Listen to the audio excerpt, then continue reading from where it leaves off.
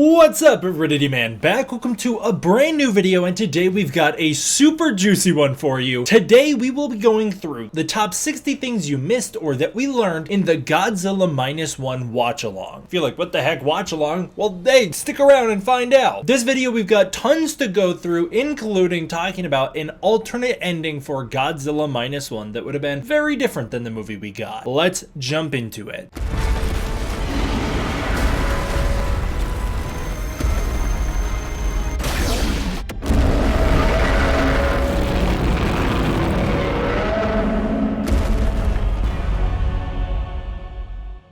In this video, we will be continuing our Godzilla Minus One news roundups, a series in which we cover the chronological development and release of Godzilla Minus One, as well as its subsequent sequel. And today we will be talking about events that happened at the start of November. In particular, we will be going over everything we learned in the Godzilla Minus One watch-along, which Toho hosted. Starting out, director Takashi Yamazaki celebrated that a child gave him a Zilla art piece at Godzilla Festival. This is, of course, the 1998 Godzilla, the American Godzilla. I just thought it was so cool that Yamazaki was celebrating the American Godzilla. Also, it's very fun that somebody gave him this art. It's a great drawing here. This was done by an elementary school student, and they did a really wonderful job. It turned out fantastic. So I thought that was just something cool to shout out. Also, Yamazaki was celebrating Saruta Jira's Godzilla Odo Island version model. Now, I believe that this is a custom-made model. The texturing, the sculpture, the whole thing looks incredible. They did a really wonderful job capturing so many of the details of Godzilla's Odo Island appearance. It looks really amazing, but in particular, that orange glow that they've done, the paint job they've done here, deserves some celebrating. Then the first Godzilla Minus One broadcast began in Japan. This happened on November 1st, with Toho releasing a planned Q&A with director Takashi Yamazaki. In it, they had fans submit questions that then they would send to Yamazaki. He sent them all the answers back, and they just live tweeted them during the broadcast of Godzilla Minus One. Meanwhile, Yamazaki hosted a Godzilla Minus One watch-along on Twitter, where he live tweeted the entire event, and there's so much to get into there. Let's start out with Tatsuji Nojima's celebration post, showing him watching Godzilla Minus One along with his friend. You can see a Godzilla Ichiban show here, as well as a sneakily placed Oscar. That's right, Nojima was part of the team that won the Oscars for Godzilla Minus One. He was responsible for the water effects in the film. He followed up with more pictures of his watch-along party, including some pictures of him hosting a pizza party with some other members of the VFX team. I just thought that this was so much fun, so I wanted to shout that out. I love to see it. I love to see that they're all hanging out together and watching Minus One together. Getting into the watch-along itself, director Takashi Yamazaki revealed that his cats heal him at the end of long work days, and that it's his cats that keep him going, and anytime he's tired from work, he can come home to his cats and they can revive him. It's also because he spent so much time with his cats after the filming of the movie that they heavily inspired Godzilla's movements during the film. Yamazaki then states his favorite Godzilla Minus One merchandise is the Godzilla Ichiban Show Prize A figure. He gifted a copy to Gareth Edwards, the director of Godzilla 2014, and Steven Spielberg. We did previously know about the Spielberg one. We did not know that Edwards was given one as well. Yamazaki states that he feels that winning an Oscar was a dream come true, but he wouldn't be surprised if he suddenly awoke from the dream and it all turned out to just be that. It's kind of like how Shikishima thought that he was dead or dreaming when he was with Noriko, and now he kind of was like, am I still on the island? That seems to be Yamazaki's mentality, because winning an Oscar was just that far out of his mind. He didn't think that it would ever happen, so it blew his mind that much that he feels like he's still dreaming. Yamazaki then explained his very apparently controversial goals as a writer. There was a whole controversy that spawned out of Yamazaki giving his take on what he does as a writer, what his writing process is. And let's clear it up right now. Let's get into the meat of it. Yamazaki explains that as a writer, he tries to reach as many viewers as possible, and was excited to hear the response to Godzilla Minus One from people who had never seen Godzilla movies before. That's what he found really interesting, was hearing what newcomers thought of his movie. Then the quote, which was misquoted all by itself, but it's missing the context, was the Yamazaki quote, "I leave the sharp artistic works to others, and I think that the movies I make should be entertainment." Oh my! For some reason, Kaiju number 14 tweeted, if I'm not mistaken, just that part and not the rest of the quote, which does make the quote look worse than it fully is, but also that quote is so harmless on its own. A filmmaker saying, my goal is to make films that people like, that's crazy to me that that was considered controversial, but so many people on Twitter are so Twitter-brained that they actually went as far as to call him a fascist for that that tweet. What is up with that? The rest of his quote is also so funny because the thing that they were upset about is that they're like, oh, so you don't want to make movies with artistic substance? And the very next line, the very next thing he says is, ideally, I'd like to create layered works that are interesting on the surface but can be distilled much deeper if you read between the lines. AKA, he made a movie that you can look into and see deeper meanings in. It is so wild to me, the response that tweet got. People just did not like him saying, I want people to like my movies. Of course they didn't. Of course. What a world, man. Anyways, we got some details on the creation of Godzilla Minus One's sound design. Sound effects artist Natsuko Inoue talked about creating the sounds of Godzilla Minus One. He said that when creating the sounds of Godzilla and the destruction he would cause to things like the Takao or Ginza, he would first start out by finding a good sound in his sound effects library. This became the bones for his work, which he then added onto using materials such as rocks or actual buildings collapsing or real explosions. For the battleships, he used iron materials cracking and ice cracking and then fine textured movements. For Godzilla's footsteps, he included recordings of his own footsteps up close. He added the texture of Godzilla's skin by putting on bumpy rubber gloves over a microphone and then rubbing it on the ground, and then he created the rubble material using stone, charcoal, and bone and put a microphone inside of it, and created the sounds of grinding and carnage. Finally, he added and subtracted these sounds and mastered the effects he was looking for. Last thing he did was adjust the sounds against the music and the dialogue in order to create the shape of the sound design for the film. He says that sound design should be fun and creative and that there's no right or wrong way to do it, which is one of the best parts about it, and as long as it comes out sounding how the director and the filmmakers want it to, then everything's alright. I thought that was a lot of fun to read about. Takashi Yamazaki opened up about Sato Naoki's score, stating he had created soundtrack samples early on and surprised Yamazaki with how dark and moody they were. I have no idea if this was during the script phase or during filming for the movie, but Yamazaki says he tried to honor this by actually portraying the horror and mental anguish the songs were conveying on the big screen. Yamazaki says he loves the contrast between Sato's ambient music and Ifukube's works, feeling that it creates this wonderful contrast in the film, and that without one or the other, the film's atmosphere just wouldn't be the same and wouldn't work as well. I totally agree. We got answers as to what Tachibana and Shikishima's relationship was like before the events of Godzilla Minus One. It turns out Tachibana met Shikishima at Tsukuba. This is stated in the film. They met while Tachibana was a simple maintenance officer. Tachibana has actually never been in direct combat, but had a very high opinion of Shikishima during training because Shikishima had mastered difficult piloting techniques in just a short period of time, proving to be a very skilled pilot amongst his peers. We obviously know what happens from there. I have a whole video breaking down the Odo Island Godzilla, his origins, what he is, the things he can do, his capabilities, and tackling the question overall, would Shikishima have been able to kill Godzilla if he opened fire during the starting minutes of the film? Well, director Takashi Yamazaki weighs in directly here, as he did in that video. I did talk about another interview which he gives a direct answer to this question, but director Takashi Yamazaki weighs in again here, stating Godzilla wouldn't have died from the 20mm gun on the plane, and Godzilla would have been able to revive even if he was injured or quote-unquote killed. Godzilla would have just revived and come back later. Yamazaki says Shikishima can't be blamed for not opening fire, and that Tachibana's anger at him in the film is more out of frustration from his own powerlessness and his own fate, and less of Shikishima's actual inaction. It's just misplaced anger. And I think Tachibana realizes that towards the end of the film, which is why he gives Shikishima the ability to live. When talking about the beautiful long take of Godzilla's attack on Odo and the wonderful up-close underneath shots of Godzilla, Yamazaki explains this is the true benefit of CGI, in that it allows for angles and close-ups of Godzilla, such as underneath shots in Odo or Ginza, that you just simply could not achieve with practical effects. It also allows for Godzilla to be in the environment in ways that he just simply couldn't have been with practical filmmaking. And that's why I don't think we will see much practical effects in the next Godzilla film, much like in Minus One. There's a really funny little mini gag if you pay close attention during the dinner scene in Minus One. I've pointed this out actually on a couple viewings of my movie, how funny I think it is. Mizushima really wants to be poured a drink, and Noriko just skips over him, and so he never gets the drink he wants. And Yamazaki actually directly addresses this, stating that Mizushima not being poured the drink was actually an ad-lib from actor Yuki Yamada. It was something he thought of on the day and thought would be funny, and so they put it into the movie. There's actually a lot of really funny body language and really funny little visual gags with Mizushima throughout the film, and that's one of my favorites for sure. That one and the way he like drops his cigarette or the fish or whatever it is he's holding at the start of the film, that cracks me up too. There's a really popular fan theory in Japan that the way Noriko styles her hair before she goes to work in Ginza is a reference to Godzilla's spines, getting bigger and more layered towards the bottom as a reference to Godzilla's dorsal spine shape, obviously drawing a connection to her and Godzilla, which will play out later when Godzilla Godzilla scars her in the neck. Now, Yamazaki says that as much as he would love to claim credit for this, it was not a visual reference. It was just a complete coincidence. And while he likes the fan theory, that wasn't the intention, but he does say he hopes to include more well thought out visual metaphors like this in the future. Yamazaki reveals something about Shikishima and Sumiko Ota that I've never realized before, and it's how similar the two are as characters. Yamazaki reveals that there are actually a couple characters in Godzilla Minus One that serve as something of mirrored copies of each other. Shikishima and Sumiko are both supposed to be mirrors of one another, and both have the same hypocritical tendencies. While Shikishima accepts Noriko and will do anything he needs to keep them safe and provide for them, he still views them as a nuisance at the same time, or at the very least, that's how he speaks about them. In the same way, Sumiko is very critical of Shikishima and judges him verbally as if he's a bad guy, all the while she is a hopelessly nice person who, at the end of the day, will do anything she can to help out at a moment's notice, and she truly cares deeply for Shikishima's family. In that way, both of them talk big game, and they're both grumpy verbally, but inside they are the softest and sweetest people in the film. One of my favorite things about Godzilla Minus One is that it is a movie about nice people who care so deeply about one another that it causes conflict with each other because they just love each other that much. It is such a refreshing thing to see. I love it. Yamazaki teases that Shikishima's wish to move past Odo is what causes Godzilla to return and head towards Ginza. It's one of my favorite edits in the movie. It's like Shikishima asks a question, Godzilla answers it. I love the scene. I love the way it's cut, and I've always felt that the movie is clearly saying there is some divine force that pulls Godzilla in at that moment as if he's responding to Shikishima directly. Yamazaki also reveals that filming all the scenes on the Shinseimaru was absolutely brutal for the cast and crew due to seasickness, and that it was really hard for them to get through those scenes. He then explains that the deep sea fish rising before the Godzilla chase at sea is because Godzilla actually chases the fish lower into the ocean, causing them to pressurize and surface just like what happens to him during Operation Watsumi. One element of Minus One that's mostly overlooked is the Kaishin-maru. It's the other ship accompanying the Shinseimaru that Godzilla absolutely demolishes at sea. Yamazaki opens up about the relationship between the Shinseimaru and the Kaishin-maru crews, stating that they have a very strong relationship with one another because they spend so much time doing the same dangerous task out at sea for long periods together. On land, they would often meet up and go out to drinks. Yamazaki says that after the threat of Godzilla has passed and things have calmed down, the crew would deeply lament the loss of the Kaishin-maru. It's kind of unfortunate that the movie didn't allow us time to spend with those characters before they met their demise, as it would have hammered that home a lot harder, but I understand for the story we were telling, it didn't really make sense. During Godzilla's battle with the Takao, Takashi Yamazaki opened up about some dream fantasy battles he has. When asked if real-world history wasn't a concern when making Minus One, what ships would Yamazaki want to see Godzilla fight, Yamazaki explains that he wants to see Godzilla fight the Yamato's 46-inch cannons. The Yamato is considered one of the most powerful battleships ever, and she was the leading ship of her class and was an absolute powerhouse during World War II, only sunken by the Air Force in 1937 rather than any naval forces. Because Godzilla's heat ray can one-shot any ship, Yamazaki says he'd like to see Godzilla forced into a situation where he's not allowed or able to use his atomic breath during this battle. That all sounds awesome to me.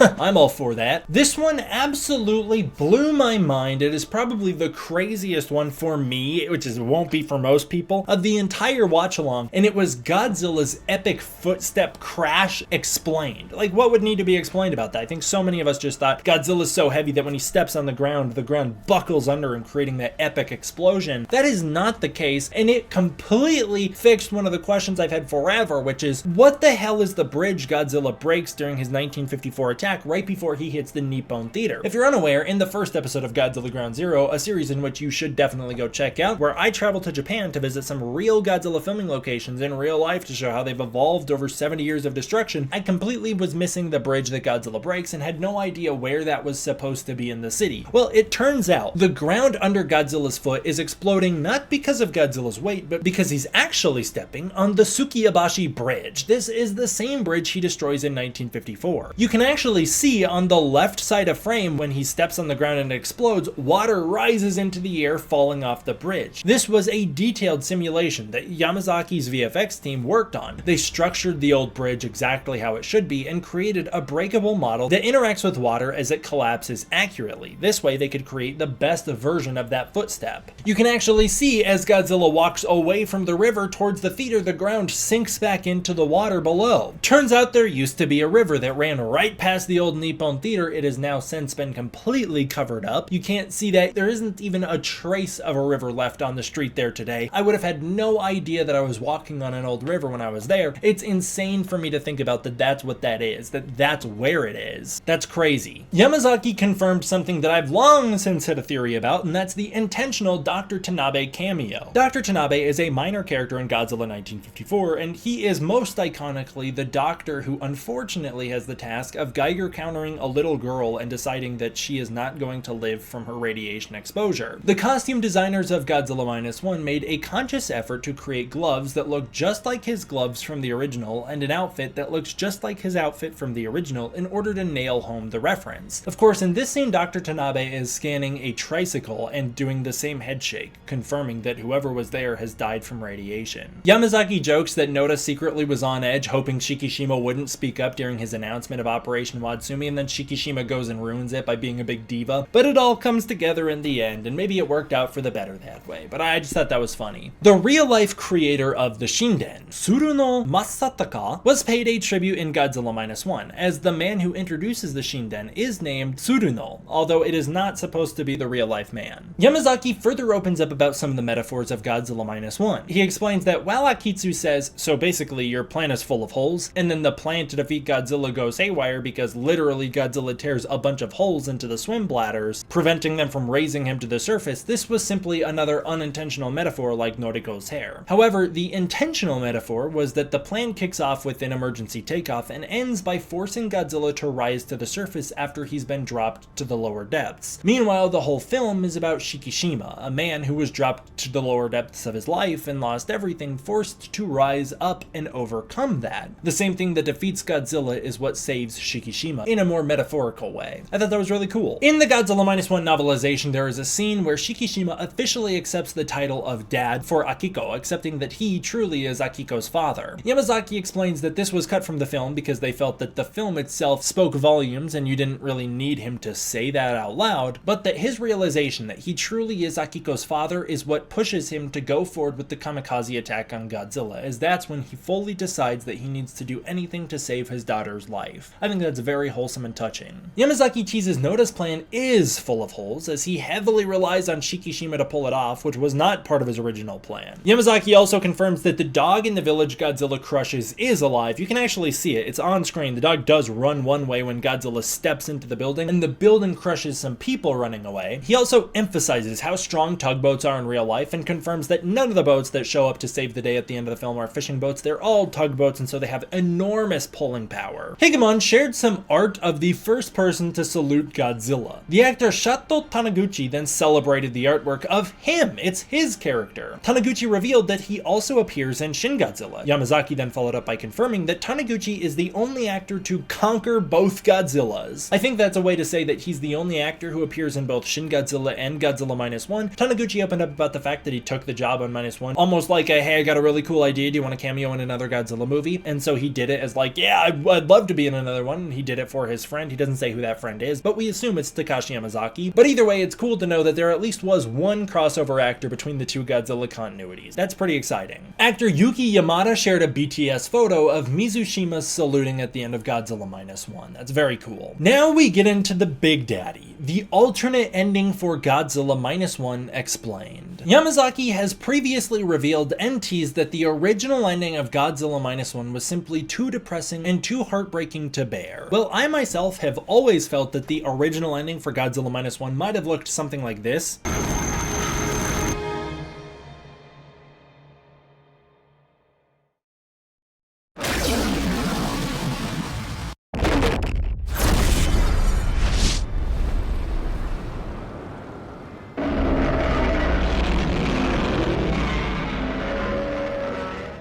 Yamazaki opens up about that exactly. He reveals that if Shikishima didn't intercept Godzilla and prevent him from unleashing his atomic breath, Godzilla would not have survived. Much like Godzilla Filius, or kind of GMK, but it's a lot more Godzilla Filius in nature, Godzilla would have simply exploded upon ignition of his atomic breath, killing him in the process. This is due to the pressure damage preventing the atomic breath from releasing in the proper way. While Godzilla would have died during this, the explosion would have been so large, Heisei style, that it would have been big enough enough to kill everyone at sea. Everybody dies. It's possible that Shikishima was the only one left, as he might have been out of range of the atomic blast flying in his Shinden, but it's very possible everybody dies, including Godzilla, and that's what the movie was going to end with. Well, it's possible that there was an early story draft that featured Godzilla successfully detonating and nuking everybody, killing both himself and all of our characters. It's also possible that that never made it to the full draft of the script. But as I said, Yamazaki did tease that there was an original draft of the script that was just simply too heartbreaking for us to bear. One possibility is that this is the draft he opened up about at New York Comic Con. In New York Comic Con, which we talked about in the last Godzilla Minus One news and updates, Yamazaki reveals that the script for Godzilla Minus One actually features Noriko dying in Ginza, and that it wasn't scripted that she survives. It was something he decided as a director once he moved on from the screenwriting phase. Shikishima was originally only going to reunite with Akiko in the end, but the idea to have him reunite with Noriko came during filming, when Yamazaki realized that the film just simply did not make sense for Shikishima to struggle so much and not achieve a happy ending. This leads to how Noriko was found. In New York Comic Con, director Takashi Yamazaki explains that the idea to put the Godzilla mark on Noriko's neck was very last second. It was something he didn't even fully commit to until the VFX process, when he realized there truly is simply no way Noriko could have survived the blast in Ginza. But the idea to reunite her with Shikishima despite all of the chaos going on in the world in Minus One actually comes from a real world story. During the audio commentary for Godzilla Minus One, director Takashi Yamazaki reveals that the decision to save Noriko and reunite her with Shikishima was in direct contrast to the idea that it's overly convenient, because this is a tribute to a real-world story director Takashi Yamazaki has lived through. He explains that he and his wife found each other in an instant despite the chaos at Shibuya Station, as it was overflowing with people returning home and looking for loved ones after the Great East Japan earthquake, aka the 311 triple disaster that inspired Shin Godzilla. Despite such an enormous tragedy where thousands and thousands of people died and more were injured, millions of dollars of damage caused, cities washed away off the face of the earth. Despite all of this, Yamazaki and his wife had no way of contacting each other. It seems no cell phone calls were made. They both found each other at Shibuya Station because they knew to look for one another there, and so if they could find each other, then so could Noriko and Shikishima. I think that is so freaking beautiful. I love that. That's so heartwarming to hear that that is a real story and that it inspired what I think is such a brilliant ending for Godzilla Minus One. Yamazaki confirmed once again that is absolutely a true story. It wasn't just something he made up for the commentary, that is what actually happened. Opening up about the actual filming of the ending, Yamazaki reveals that the staff was notified that the little girl playing Akiko was going to cry, and so they began filming immediately. Yamazaki praises how well Ryonosuke Kamiki handled it and how well he played off of it for his emotions in the final sequence. Next comes a very, very cryptic message from director Takashi Yamazaki. He actually tweeted this out after the nuclear bomb in Ginza. He tweeted, "I honestly don't think Noriko will be saved, unless there's something special." Now, is that in reference to her getting blown up by Godzilla's nuke, or is that in reference to the mark on her neck? He never elaborates, and at the very end, all he tweeted was essentially, "Uh-oh, Noriko, something's in your neck." It's still a mystery to be explored in the sequel, but I would have a feeling that one of the bigger struggles Yamazaki is going to have moving forward with the Godzilla Minus One sequel is going to be what to do with Noriko. And if he wants a happy ending, how can he achieve that when she has been permanently scarred by Godzilla? He has previously opened up about the fact that whatever happened to her, that is going to be something that plagues her for the rest of her life, and that not only happiness awaits her in the future. So I'm very curious to see what that means, and if in the future Noriko simply will not survive as a result of whatever happened to her. I hope she does. I feel like she deserves it, man. She doesn't deserve to be punished. She never did anything wrong, and Shikishima didn't either, as he's confirmed multiple times. Godzilla would have survived the assault on Odo, so it feels really sad if those characters are both punished for that. Finally, as the broadcast ended, director Takashi Yamazaki was announced in a special news bulletin to be returning to direct the next Godzilla film. I feel like the context that this came at the end credits of Godzilla Minus One during its first broadcast in Japan has been completely overlooked and is a very important detail in saying it's probably most definitely a sequel. I don't know why they would announce that at the end of Godzilla Minus One rather than waiting for Godzilla Day just 2 days later, but they announced it as Godzilla Minus One was wrapping up its first broadcast on TV at the end of the Watchalong, with Yamazaki then tweeting, "I will do it," in response to him returning. Why would they do the the announcement when they did unless it's a Godzilla Minus One sequel, and I can't believe I've never heard the context of when that announcement was made. That's so weird to me. Either way, that is everything we learned at the Godzilla Minus One watch-along. What is your favorite of those things? What was your favorite thing to hear about? Like I said, for me, I loved hearing about that Godzilla would explode and kill everybody and that he too would die in the process if he got to release his atomic breath. But what I really loved was learning that the reason the ground explodes the way it does is because that's the freaking missing bridge that I've been wondering about for years. So that was pretty cool. But what about you guys? What was your favorite part about this? What's your favorite thing you learned? And what do you think of the two alternate endings for Godzilla Minus One? The one where everybody dies and the one where just Noriko dies. I'd love to hear your thoughts down below. Personally, I think they made the right choice. I think they made the right call. The movie ends how I think it needed to. I do believe that the characters worked hard enough to earn that happy ending, and I'm so glad it ended the way it did. But again, I'd love to hear your thoughts, so comment those down below. As always, I want to give a huge thank you to my patrons over on Patreon. It is through the support of the patrons that I'm able to continue to make videos like this for you. The support of the Patreon is what keeps this channel going. If you want to support the Patreon, you can use the link in the description below where you can get early access to content, access to the Discord community, and more. Thank you so much for watching. I hope you enjoyed. I will see you all next time for the next one. D-Man out.